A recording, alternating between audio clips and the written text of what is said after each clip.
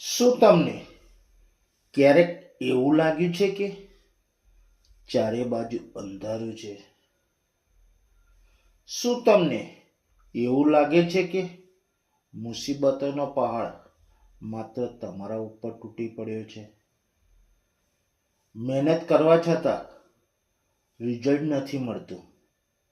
સગા સંબંધીઓ મોઢું ફેરવી લે છે અને તમને અંદરથી એવું થાય છે કે બસ હવે હું થાકી ગયો છું, હું તૂટી ગયો છું. જો તમારો જવાબ હા હોય તો આજનો આ વિડીયો, આજની આ પળો માત્ર તમારા માટે છે.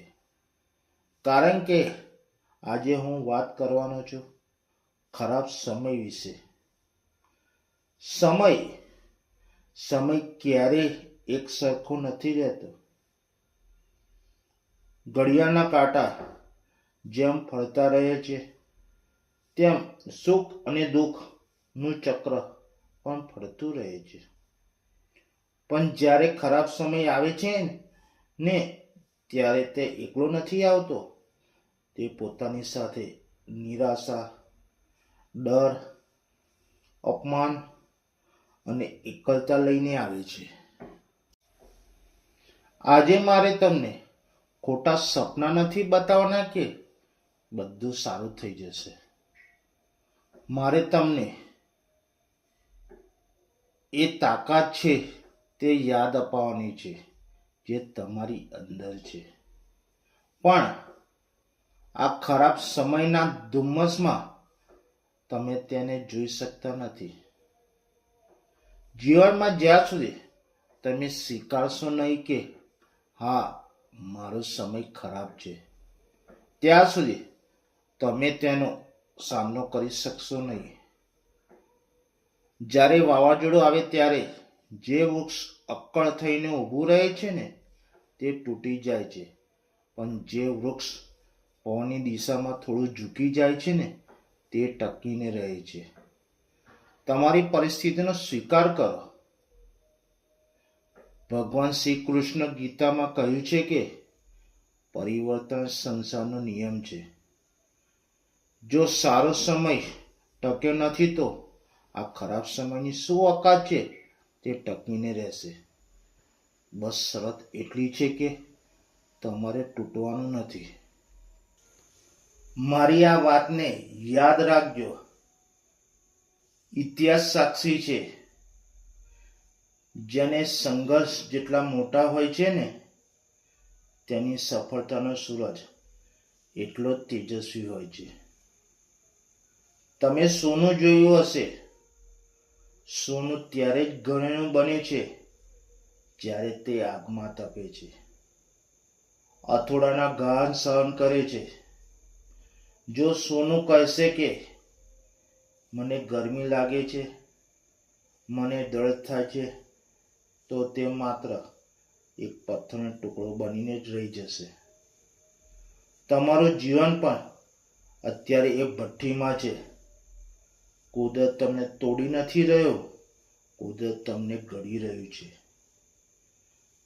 ભગવાન તમને મોટા લક્ષ્ય માટે તૈયાર કરે છે. જીવનમાં વિચારો, જો ભગવાન શ્રી રામના જીવનમાં વનવાસ ન હોત તો શું આપણે તેમને મર્યાદા પુરુષોત્તમ રામ તરીકે ઓળખતા હોત? ના, તો માત્ર એક રાજા હોત. તે કૈકેયીનો કોપ અને 14 વર્ષનો વનવાસ એ તેમનો ખરાબ સમય હતો, પણ એ જ ખરાબ સમય તેમને ભગવાન બનાવ્યા. યાદ રાખો, તીરને પણ આગળ જવા માટે પહેલા પાછળ ખેંચાવવું પડે છે. જો જિંદગી તમને પાછળ ખેંચી રહી હોય તો સમજી લેજો કે તે તમને મોટા લક્ષ્ય સુધી ફેંકવાની તૈયારી કરી રહી છે. લોકો શું કહેશે? આ વાક્ય તો દુનિયાના લાખો સપનાઓને તોડ્યા છે. ખરાબ સમયમાં લોકો તમારી મજાક ઉડાવશે, તમારો ફોન ઉઠાવવાનું બંધ કરી દેશે. પણ આ જ લોકો જ્યારે તમારો સારો સમય આવશે ને ત્યારે તમારી પાસે આવીને કહેશે, મને તો ખબર હતી તું કંઈક મોટું કરીશ. એટલે જ લોકોની ચિંતા છોડો. અત્યારે તમારું એક જ લક્ષ્ય હોવું જોઈએ, બસ કામ. સફળતા મળે છે પરસેવો પાડવાથી. જ્યારે ખિસ્સા ખાલી હોય અને સપના મોટા હોય ત્યારે જે મહેનત કરે છે તેનો નશો દુનિયાથી કોઈ વસ્તુમાં નથી હોતો. તો હવે સવાલ એ છે કે ખરાબ સમયમાં કરવું શું? ફક્ત પોઝિટિવ વિચારથી કંઈ નથી થતું. એક્શન લેવું પડે છે. નાના સ્ટેપ લો. જ્યારે મોટો પહાડ ચડવાનો હોય ત્યારે ટોચ સામે ન જો, માત્ર પગના નીચેના પગથિયા ઉપર ધ્યાન આપવું. આજનો દિવસ કેવી રીતે સારો જાય, બસ એટલું વિચારો. જીવનમાં શીખવાનું બંધ ન કરો. તમારી નિષ્ફળતા તમને શું શીખવે છે, ક્યાં ભૂલ થઈ છે, તેનું એનાલિસિસ કરો. ખરાબ સમય એ દુનિયાનો સૌથી મોટો શિક્ષક છે. શાળા ફી લઈને શીખવે છે, સમય સજા આપીને શીખવે છે. જીવનમાં પોતાના ઉપર ભરોસો રાખતા શીખો. દુનિયા તમારી ઉપર ભરોસો કરે કે ના કરે, જ્યાં સુધી તમને અરીસામાં ઊભેલી વ્યક્તિ ઉપર ભરોસો છે ત્યાં સુધી તમે હાર્યા નથી. મિત્રો, રાત ગમે તેટલી અંધારી હોય, સવાર પડતા કોઈ જ રોકી શકતું નથી. આ દુઃખના વાદળો પણ વિખરાઈ જશે. તમારો સમય આવશે નહીં. તમારે તમારો સમય લાવવો પડશે.